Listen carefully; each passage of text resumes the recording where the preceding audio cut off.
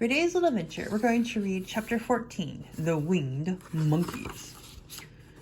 You will remember there was no road, not even a pathway between the castle of the Wicked Witch and the Emerald City. When the four travelers went in search of the witches, she had seen them coming, so she sent the winged monkeys to bring them to her. It was much harder to find their way back through the big fields of buttercups and yellow daisies than it was being carried.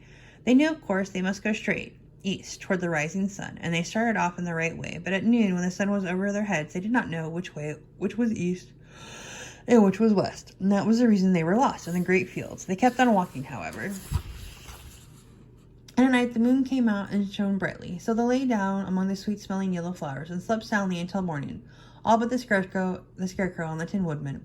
The next morning the sun was behind a cloud, but they started on as if they were quite sure which way they were going.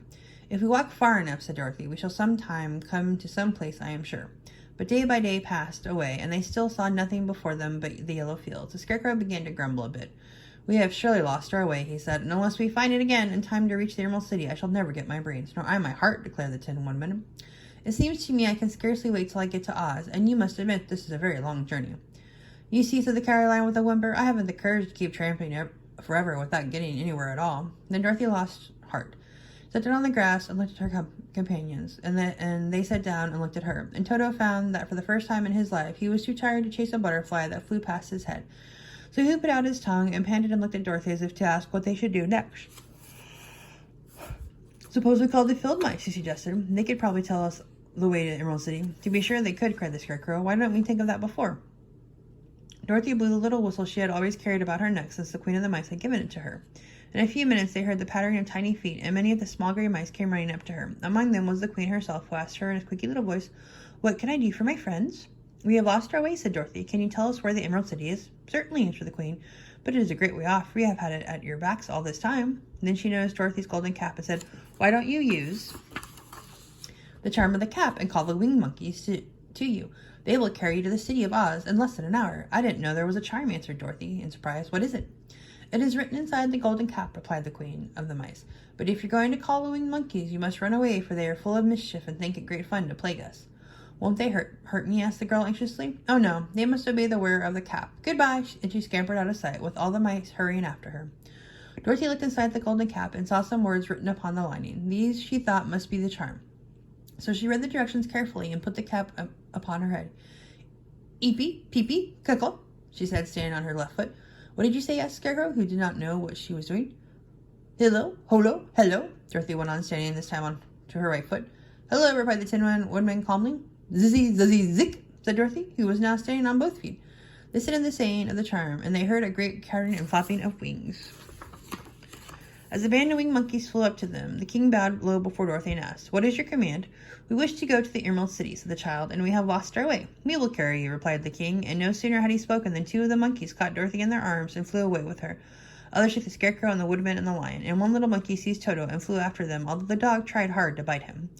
The Scarecrow and the Tin Woodman were rather frightened at first, for they remembered how badly the winged monkeys had treated them before, but they saw that no harm was intended, so they rode through the air quite cheerfully, and had a fine time looking at the pretty gardens and woods far below them. Dorothy found herself riding easily between two of the biggest monkeys,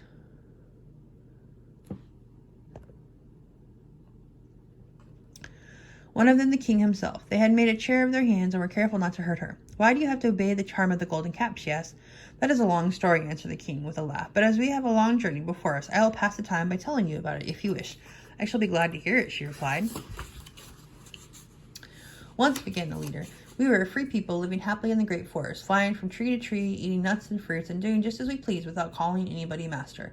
Perhaps some of us were rather too full of mischief at times, flying down to pull the tails of the animals that had no wings, chasing birds, and throwing nuts at the people who walked in the forest. But we were careless and happy and full of fun and enjoyed every minute of the day. This was many years ago, long before Oz came out of the clouds to rule over the land. There lived here then, away at the north, a beautiful princess who was also a powerful sorceress. All her magic was used to help the people, and she was never known to hurt anyone who was good. Her name was Galetta, and she lived in the handsome palace built from great blocks of ruby. Everyone loved her, but her greatest sorrow was that she could find no one to love in return, since all the men were much too stupid and ugly to mate with one so beautiful and wise. At last, however, she found a boy who was handsome and manly and wise beyond his years. Galetta made up her mind that when he grew to be a man, she would make him her husband. So she took him to her ruby palace and used all her magic powers to make him as strong and good and lovely as any woman could wish. When he grew to manhood, Aquila, as he was called, was said to be the best and wisest man in all land. While his manly beauty was so great that Galetta loved him dearly and hastened to make everything ready for the wedding, my grandfather was at the time the king of the winged monkeys, which lived in the forest near Galetta's palace, and the old fellow loved a joke better than a good dinner. One day, just before the wedding, my grandfather was flying out with his hand when he saw Aquila walking beside the river. He was dressed in a rich costume of pink silk and purple velvet, and my grandfather thought he would see what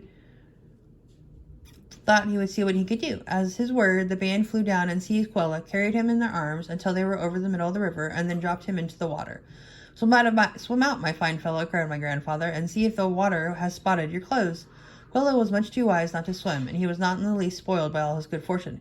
He laughed when he came to the top of the water and swam to shore, but when Galetta came running out to join him, she found his silks and velvet all ruined by the river. The princess was very angry, and she knew, of course, who did it. She had all the winged monkeys brought before her, and she said at first that their wings should be tied and they should be treated as they had treated Aquila and dropped into the river. But my grandfather pleaded hard, for he knew the monkeys would be drowned in the river with their wings tied, and Aquila said a kind word for them also, so that Galetta finally spared them on condition that the winged monkeys should ever after do 3 times the bidding of the owner of the golden cap. This cap had been made for a wedding present to Aquila, and is said to have cost the princess half her kingdom. Of course, my grandfather and all the other monkeys at once agreed to the condition, and that is how it happened. It happens that we are 3 times the slaves of the owner of the golden cap, whomsoever he may be. And what became of them? Asked Dorothy, who had been greatly interested in the story. Aquila, being the first owner of the golden cap, replied the monkey, he was the first to lay his wishes upon us, as his bride could not bear the sight of us. He called us all to him in the forest after he had married her, and ordered us to always keep where she could never again set eyes on a winged monkey, which we were glad to do, for we were all afraid of her. This was all we ever had to do until the golden cap fell into the hands of the wicked witch of the west, who made us enslave the Winkies, and afterward drive Oz himself out of the land of the west. Now the golden cap is yours, and 3 times you have the right to lay your wishes upon us. As the Monkey King finished his story, Dorothy looked down and saw the green shining walls of the Emerald City before them.